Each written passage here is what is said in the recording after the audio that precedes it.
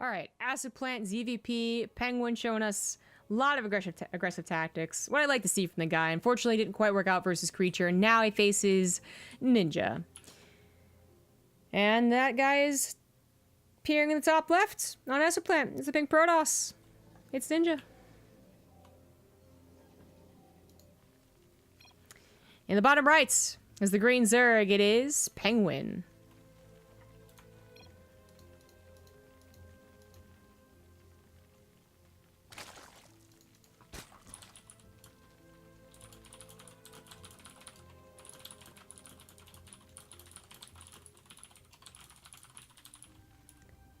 Explained me lying by saying you're...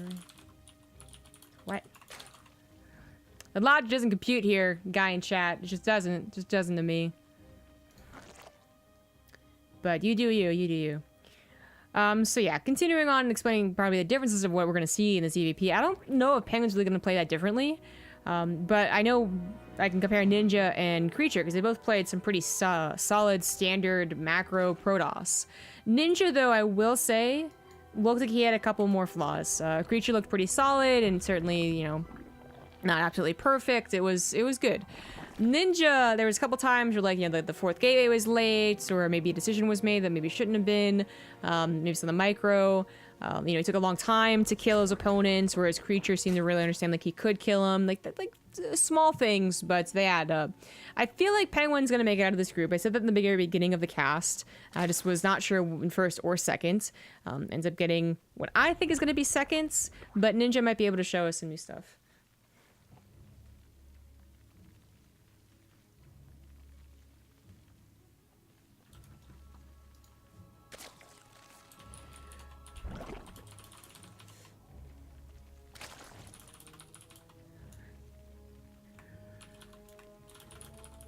So, I do expect Ninja to do the same thing.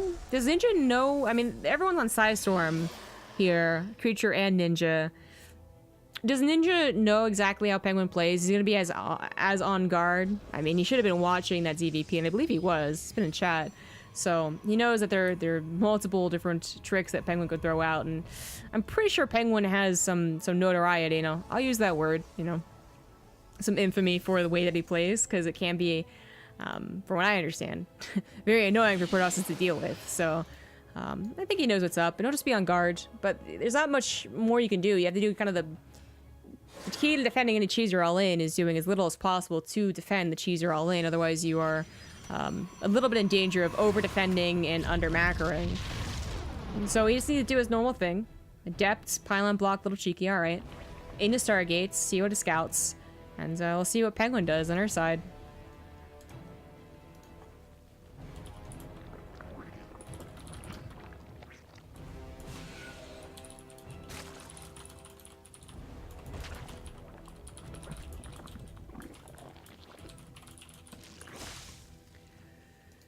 Spore Crawler is coming down for what he did see was a Stargates, and also was a good guess. +1 melee is going to be quite quick here.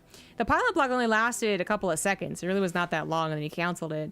But Penguin chose to prioritize his two bases first. Ooh, let's get into the main. A little awkward as two drones go down.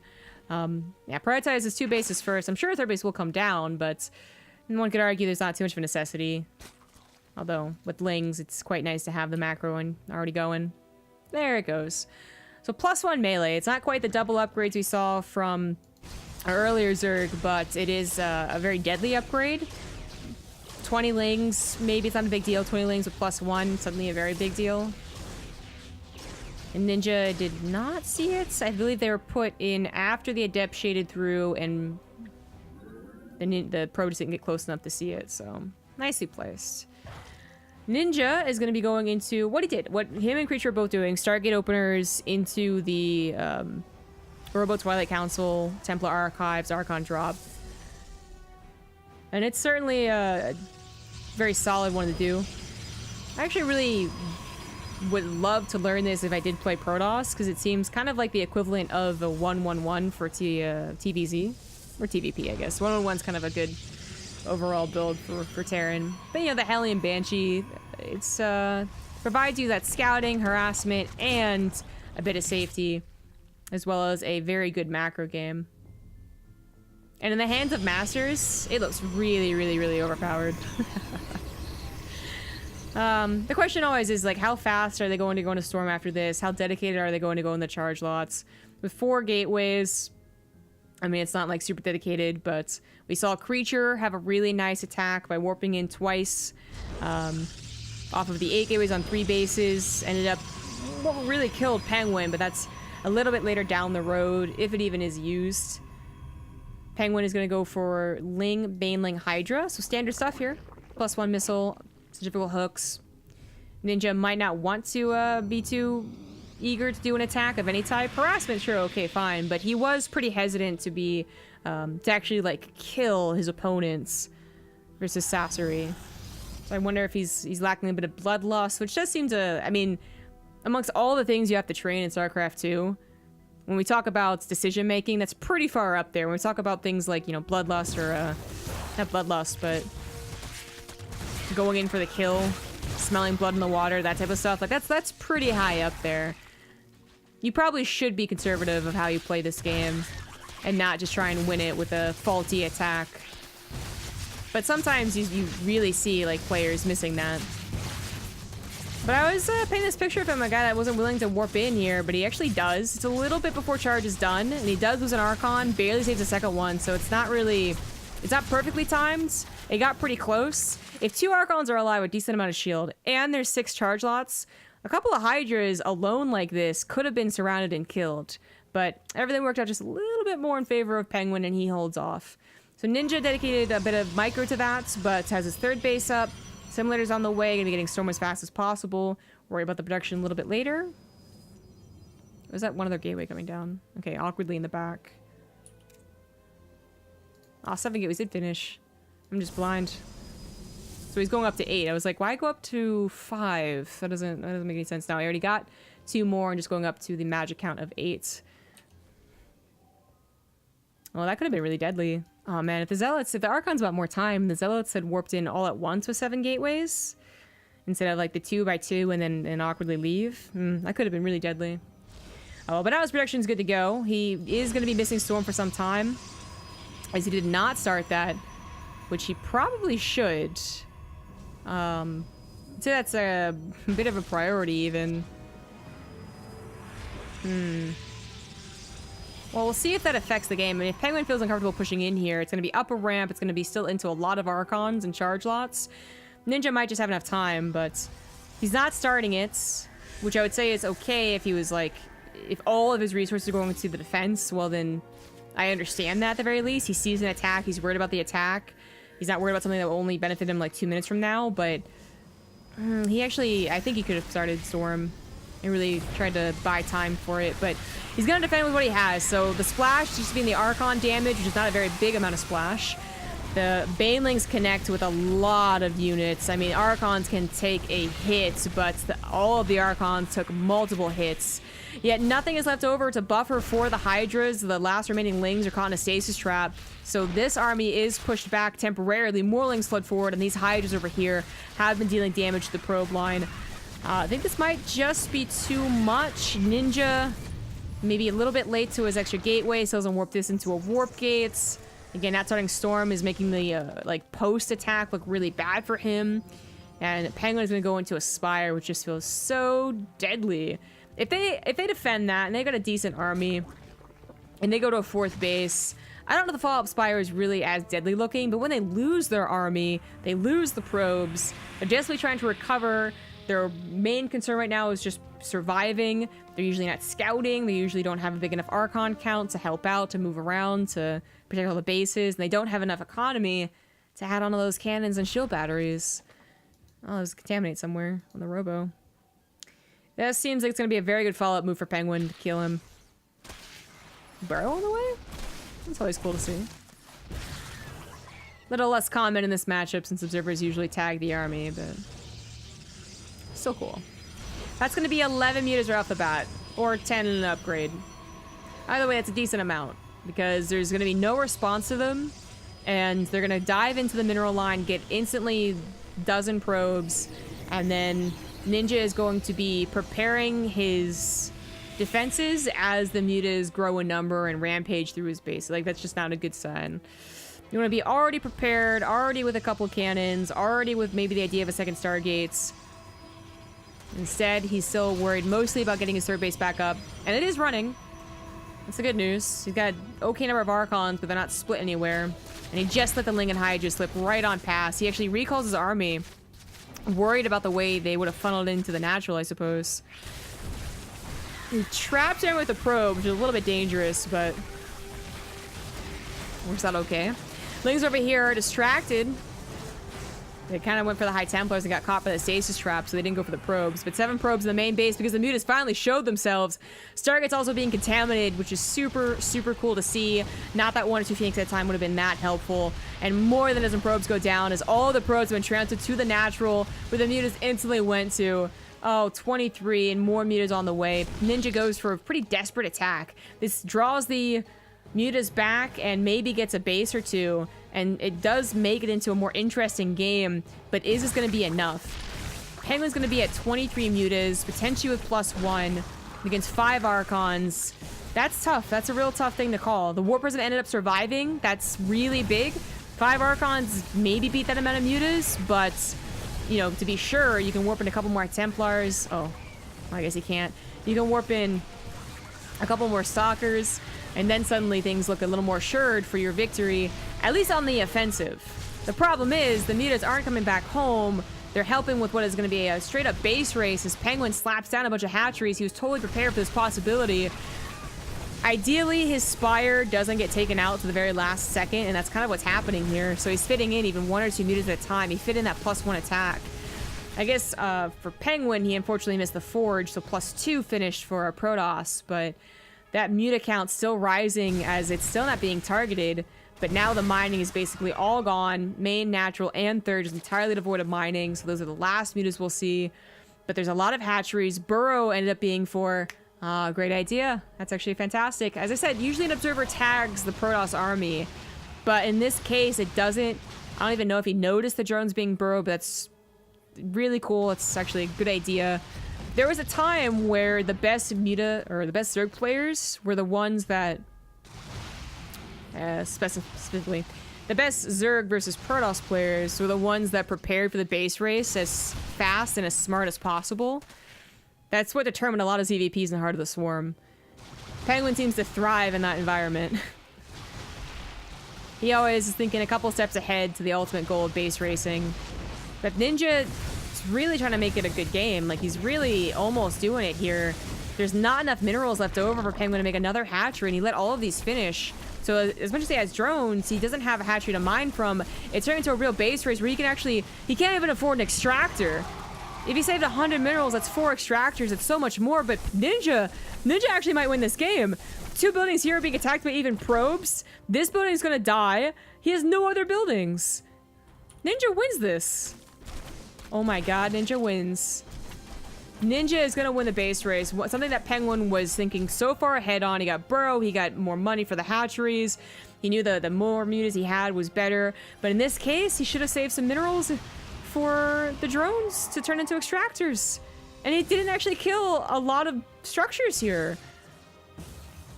Wow, this is a shocker. This is something I was not expecting.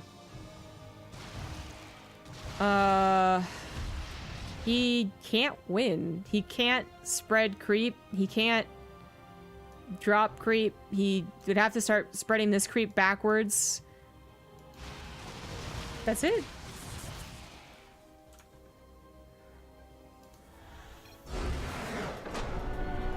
GG. Wow. Okay. Penguin realizes what's going to happen, because even if he had brought the creep tumors back to help, I mean, it's going to be like 2 zealots killed out. So, wow. I thought Penguin had a lot of control over that game, with the Hydra attack killing the army and the mutas being such a surprise. But he loses. The mutas maybe should have come back home. Maybe he should have built spine crawlers instead of more hatcheries. That was pretty unexpected for me. But that's how a Protoss does it in those extreme circumstances. Protoss who are like, I always lose against that. They Hydra bust me and then they muta swap me. Like, how do I kill that? Well, Ninja showed a pretty decent way to do it. Still surprised.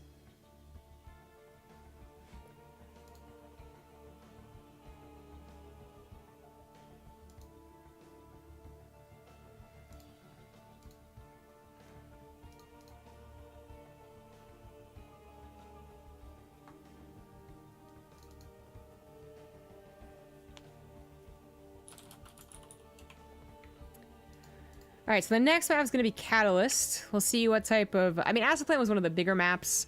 I mean, not really. Most of our maps are kind of the same, around that size. There's... Catalyst is the small one, and then... Darkness Sanctuary is the absolutely huge one, but the rest of them are like, middle ground, I suppose. But Acid Plant was windy enough, it was big enough that I could certainly see that being a goal of a lot of Zergs. Well, Penguin, specifically. Because time would kind of be on their side. But Catalyst, a very, very small map. Well, not Abiogenesis. A small map. I feel like he's going to do something a little more aggressive. Maybe even off of 2 bases. Or 3 base, no saturation.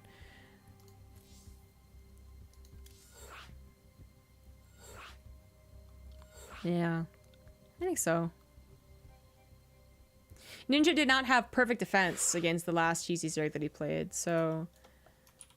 It might be something that he noted in Penguin's play. Penguin might have noted it in Ninja's play. Like, oh, these guys have ZVPs to study off of in the last 2 hours, so... Definitely some things they can glean from that.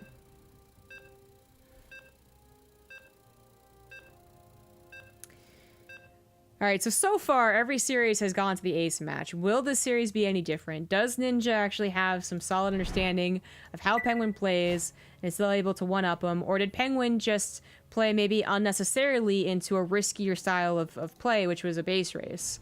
We're about to find out. In the top left, as the pink Protoss, he is Ninja. In the bottom right, as the green Zerg, it's Penguin. And he's down 1, which I mean, Creature taking Penguin out, so I didn't actually know how to call that one. But comparatively, when I saw Ninja's EVP and then Creature's EVP, I thought Creature looked a little more solid, but I mean, that could be for a lot of things. Maybe it is true, and yet Ninja still just had a good understanding of how to play that specific style. Maybe he got a bit lucky in some regards. All certainly possible, but Penguin's gonna mix things up for sure.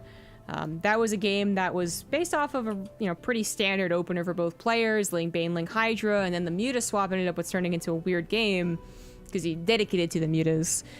That's something that Penguin does, but he could go into a macro game, Ling Bane, Ling Hydra, and just commit with more Ling Bane, Ling Hydra. Maybe that would have worked instead of the sneaky Spire. He could go for, hell, even like a Roach Ravager bust, which I haven't seen quite yet. So I've been all about Lings today, for some reason. And Ninja, I wonder if he would do anything weird. I mean, he can't rush at his PvPs, but he clearly doesn't really want to do that versus Zerg. But what about any 2-base all-ins? I don't think... It's been all Stargate into Archon drop. He was really close to making the Archon drop with charge lots work last game, I felt. If he was a little bit crisper on the charge gateway timing, and he seemed to have forgotten about the 8th gateway too, if he had all the gateways finished at that time a little bit sooner, Penguin was a little underprepared. He was going for Lings as the basic defense, which is always a little bit tricky, and then going into Hydras, which, depending on the timing, 12 Hydras look amazing, 4 Hydras, then 4 more Hydras, then 4 more Hydras look really not amazing against those charge lots. So it can be very tricky, and you can get just out-timed, I guess, by some of these world-class Protosses. So, did he see anything there? Is he gonna just try and do the same thing just because it usually does do enough damage? Work out well enough? Well, I'd say I'm still looking more towards what Penguin is doing. Stargate it is. Not a surprise. Not a surprise. As Kawaiian puts it, Penguin played himself. A little bit, yeah. A little bit. I wonder... it's always interesting to hear what the players think went wrong. I wonder if he attributed it to not enough time to get more minerals. Like he was supposed to have 1,200 minerals instead of 800, so you could build, you know, a bunch more extractors. I don't know, did he attribute it to thinking that Ninja would play more conservative? Because I was kind of accusing Ninja of playing a little too conservative in the earlier series. Maybe Penguin thought he would do the same thing. God knows there's a ton of Protosses of varying different skill levels to the tippity top that will just panic when they realize they've been out maneuvered by Muta players. They're like, oh shit, I didn't scout a spire, I guess I'm dead. They panic, they don't do anything, they just kind of waffle between their bases and lose out. And then there's Protosses who do exactly what Ninja did, who say, you know what, I'm screwed, this is the best thing I can do, and it works. I feel like there's always a bit of luck there. I always felt like the Heart of the Swarm ZVP era of mass mutas, there was a bit of luck involved. But, you know what? That's neither here nor there for this game, because we have a 2-base Hydralisk den. Now, is this going to go into Lurkers is my question. Penguin has done 2-base Lurkers, also done 2-base Hydra Busts. Ninja has not scouted this. His probe left the 3rd base, but then his Adept didn't go out to scout. So he's missing a bit of that in-between timing.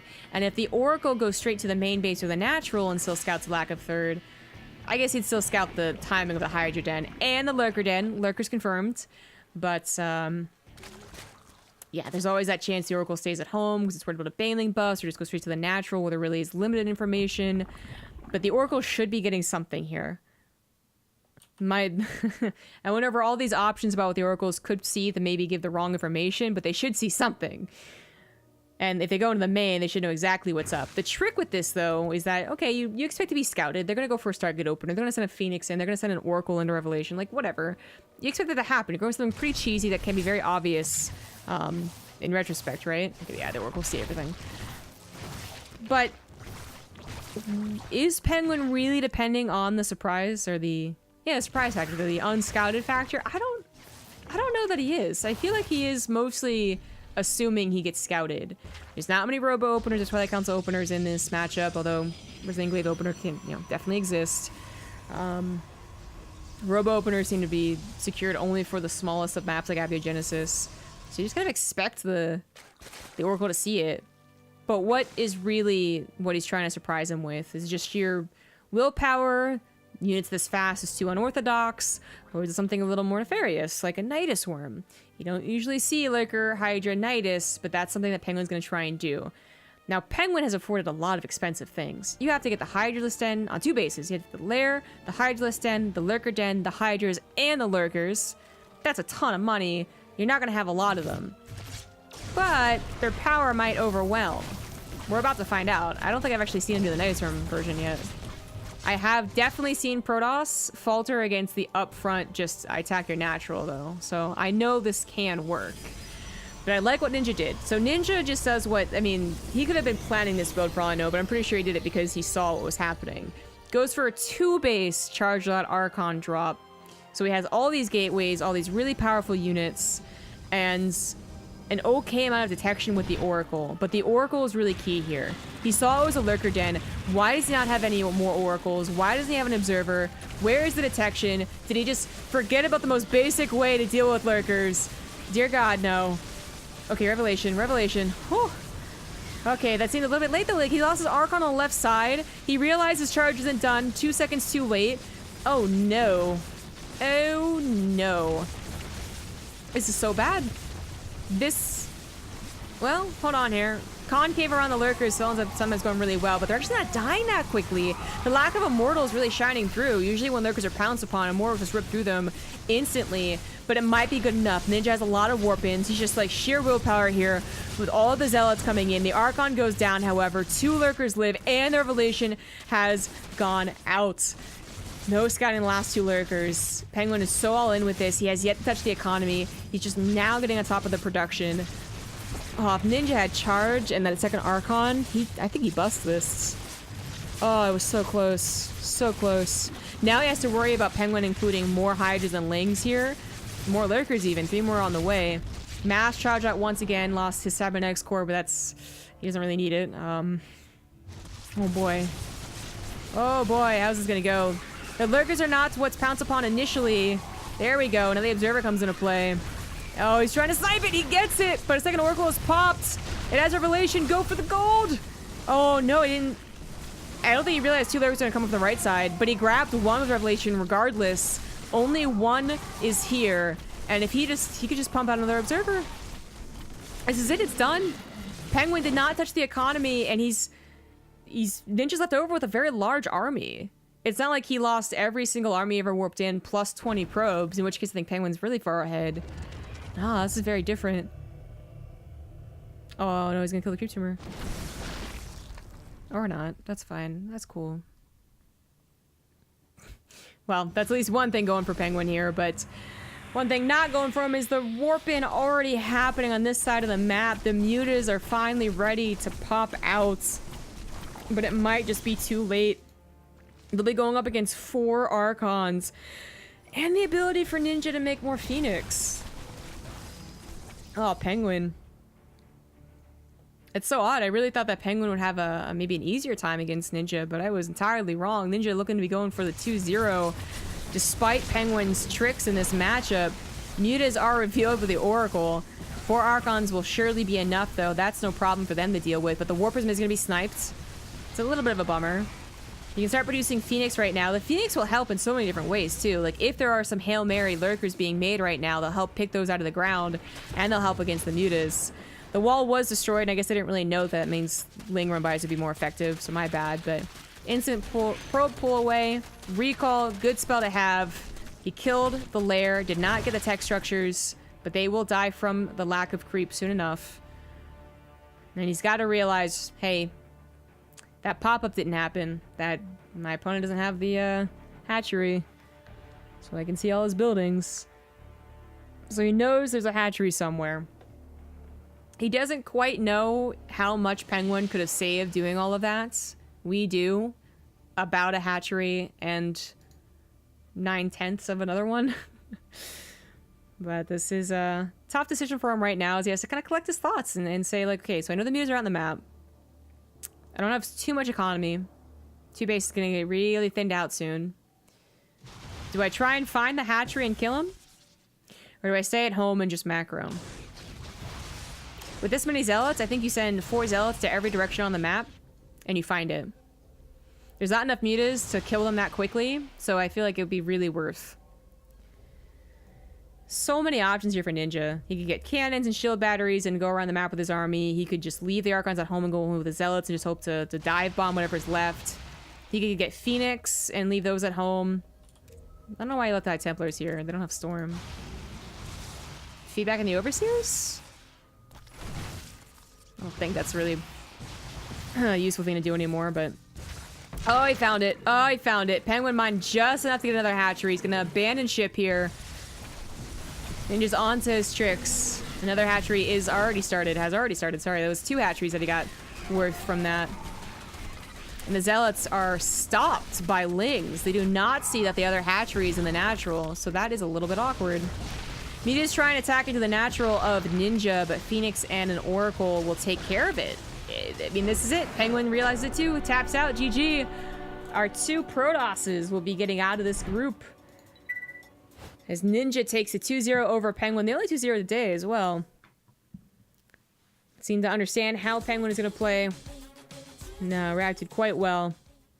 Good games, though. Some interesting games for sure. Tomorrow will be the finale of the tournament, the round of 4. I'll be casting that with Falcon Paladin right here on this channel, and hopefully by that time I will have fixed the webcam and Stream Deck issues, as this is very awkward. But I really appreciate all of you watching. Tomorrow is not just the round of 4 in the finals. It is also going to be a 12-hour stream for me. So starting at 11 a.m. EDT, I'll be streaming StarCraft, more StarCraft, and then maybe some other games, and then maybe some viewer games, and then ending it by casting this invitational with Falcon Paladin. So make sure to tune in for that. Thank you so much today for any resubs and new subs that I got, bits and donations as well. And I will see you later. Tomorrow, actually.